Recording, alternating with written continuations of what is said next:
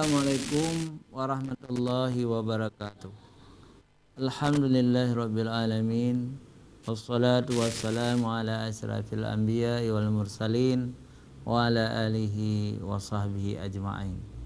Ayyuhal musyahidunal kiram, istami'u min fadlikum. Segala puji bagi Allah, Tuhan pencipta semesta alam.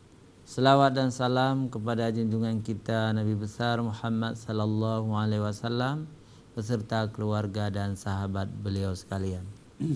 Pemirsa TV yang dimuliakan Allah, kita bertemu kembali dalam program Ustadz Menjawab hari Ahad yang mulia ini. Di studio telah hadir qari kita Abi Husaini. Kepada Abi kita persilakan untuk membaca ayat-ayat suci Al-Quran.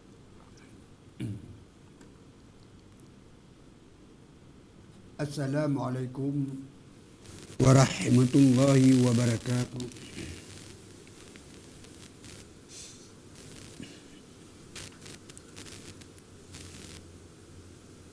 A'udzu billahi minasy syaithanir rajim.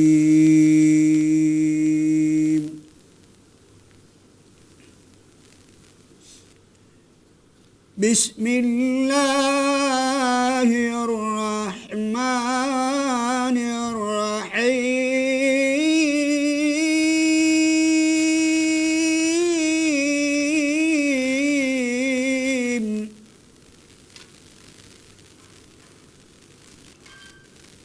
Rabbi habli minas salihin.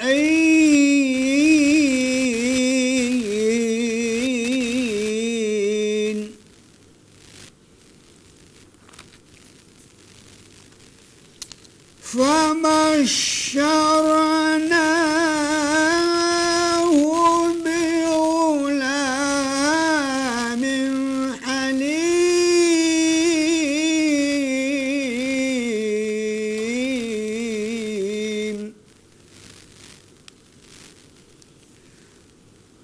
فلما بلغ معه السعي قال يا بني إني أرى في المنام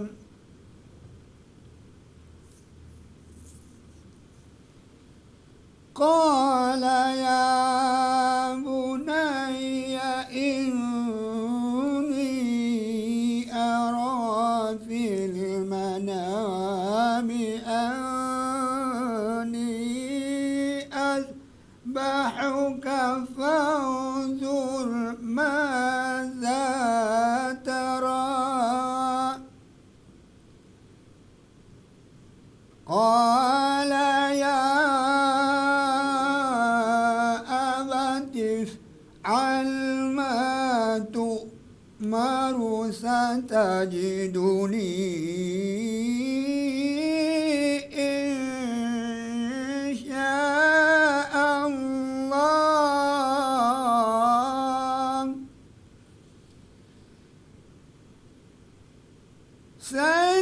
ستجدني إن شاء الله من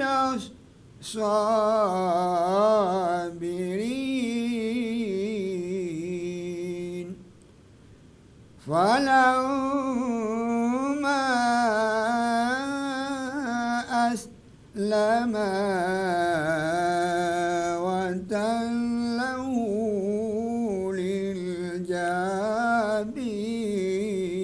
للجبين فلما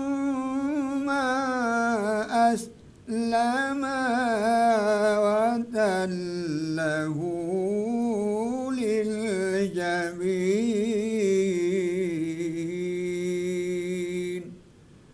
Sadaqallahul azim.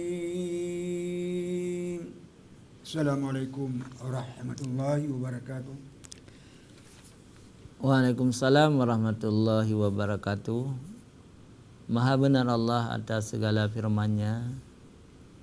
Abi telah membacakan surah As-Saffat ayat 100 sampai 103 ya.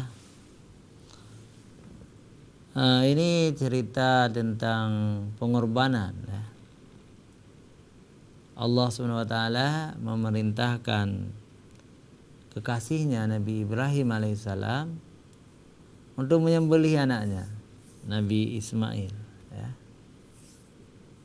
Sebenarnya sebelumnya itu Ibrahim belum punya anak, baru punya anak ketika beliau berusia tua 80 tahun. Itu pun dinazar, diminta, didoakan kepada Allah supaya ada anak. Lalu kemudian ada anaknya yang bernama Ismail dari istri kedua yang namanya Siti Hajar. Keduanya meninggalkan Palestina menuju Mekah. Kemudian Nabi Ibrahim meninggalkan istrinya Siti Hajar, juga anaknya Ismail yang kecil di situ. Dan kemudian Ismail ini dewasa, Ismail juga kawin, gitu. Ibrahim datang, tidur di rumah Ismail, lalu bermimpi. Jadi ini ada dua pendapat. Ada yang mengatakan Ismail dikorbankan oleh ayahnya itu ketika berusia 8 tahun. Tapi ada yang menyebutkan justru setelah Ismail berumah tangga, ya, itu baru dikorbankan. Yang jelas Ismail ini adalah kekasih anak satu-satunya dari Nabi Ibrahim alaihissalam dan Siti Hajar, anak yang diminta dalam doa, Rabbi habli minas salihin. Ya Tuhanku, anugerahlah kepadaku seorang anak yang anak itu termasuk orang yang saleh. Jadi permintaan ayahnya itu Allah mengabulkan, memberi anak. Fabasyarnahu bighulamin halim. Jadi Nabi Ibrahim ini diberikan kabar gembira oleh Allah dengan seorang anak yang sangat sabar, ya. Tapi apa yang terjadi? Falamma balagha ma'hu sa'ya. Maka ketika anak itu sampai pada umur sanggup berusaha bersamanya, disinilah yang disebut sudah dewasa, ya, karena sudah mandiri. Qala ya bunayya inni ara fil manam. Jadi Nabi Ibrahim itu bermimpi, lalu bercerita mimpi itu kepada anaknya. Wahai anakku, ya, sesungguhnya aku bermimpi, aku menyembelihmu. Coba bayangkan. Jadi mimpi seorang rasul itu adalah wahyu. Kalau kita bermimpi bukan wahyu. Tapi kalau para rasul bermimpi itu wahyu. Harus dilaksanakan oleh nabi. Para nabi harus melaksanakan mimpinya itu. Artinya Ibrahim ini diperintahkan oleh Allah untuk menyembelih anaknya. Jangan nanti kita bermimpi kita sembelih anak kita, itu nggak boleh. Karena mimpi kita itu bukan wahyu. Ini mimpi seorang nabi itu wahyu. Karena wahyu itu, maka Ibrahim mengatakan kepada anaknya.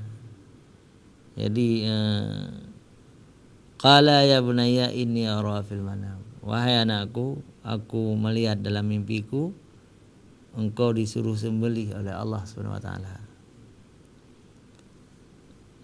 Sebagai seorang anak ya, Nabi bertanya kepada anaknya itu, inni adzbahuka fanzur ma tara. Jadi sesungguhnya aku diperintahkan untuk menyembelihmu dan bagaimana pendapatmu? Ditanya sama anaknya.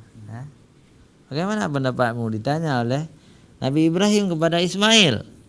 Yang mengejutkan adalah jawaban dari anaknya itu. Ismail menjawab. Ini menarik sekali ya. Qala ya abati if'al. If'al ma tu'mar.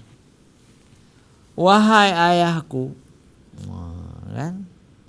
Laksanakan apa yang diperintahkan kepadamu. Jadi Ismail ini siap untuk dikurbankan, dipotong lehernya. Kalau kita mungkin kita lari ya, mungkin ayah saya ingin hidup, saya tidak mau mati. Jangan ayah, jangan sembelihkan aku.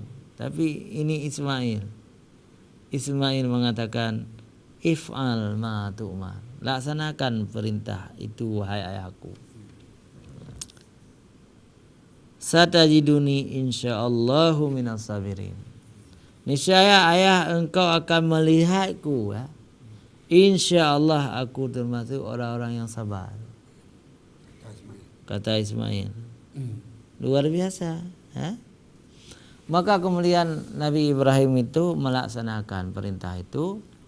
Diajaklah Ismail ke Mina. Diajak. Ibrahim memegang pisau yang tajam, pergi. Ismail membawa di bahunya itu tali. Untuk apa tali itu? Ismail menyuruh ayahnya untuk mengikat kakinya, mengikat tangannya, supaya dia itu tidak melarikan diri. Tidak bergerak. Sampailah di Mina. Jadi Ibrahim itu ya, falamma aslama watallahu lil jabin ya. Maka ketika keduanya telah berserah diri kepada Allah, membaringkan anaknya atas pelipisnya untuk melaksanakan perintah Allah. Pelipis apa itu? Jadi ahli tafsir itu mengatakan pelipis perutnya. Jadi di perutnya direbahkan.